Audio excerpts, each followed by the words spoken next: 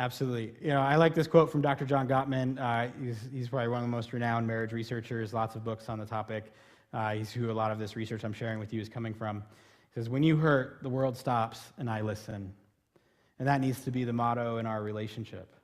That when you're scared, when you're hurt, when you're upset, when you're angry, when you're frustrated, that my world stops and I turn towards you and I listen.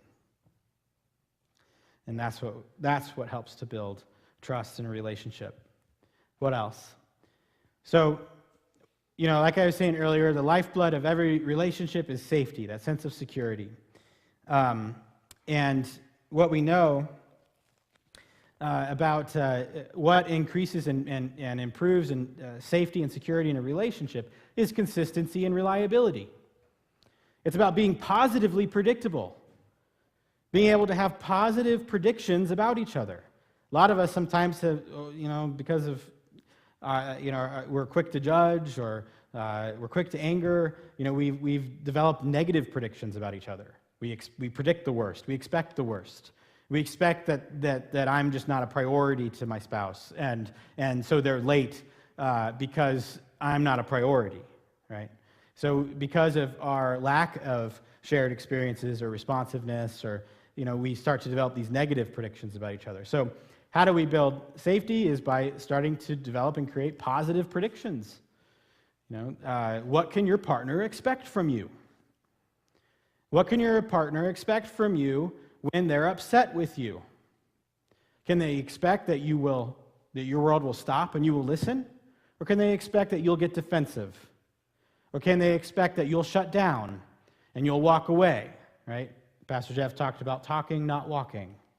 Right? So what can they expect from you?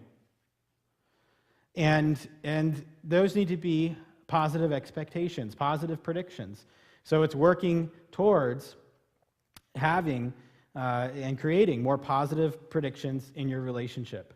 One of the things that we find again in the 30%ers, another thing that we find in the 30%ers that have satisfying, fantastic relationships, is that there is, throughout their relationship, you see kindness and generosity. You see thoughtfulness. You see, them really working to make the other person's life easier or better in some way on an almost daily basis.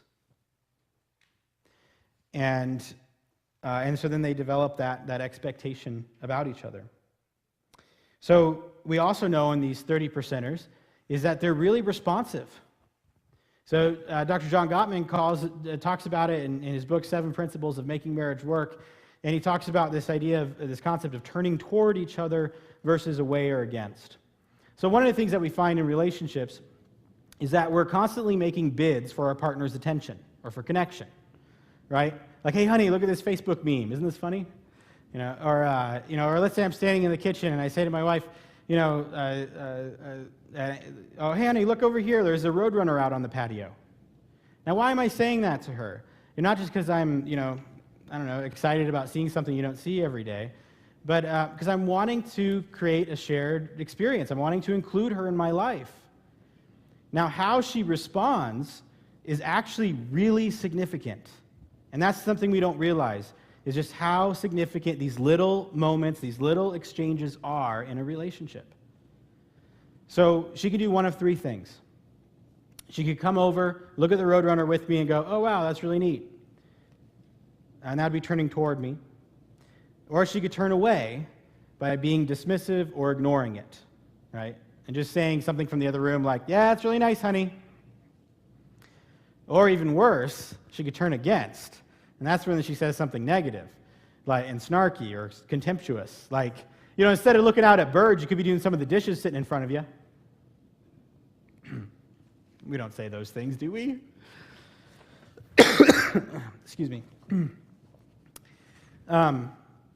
So what we find is that it's this responsiveness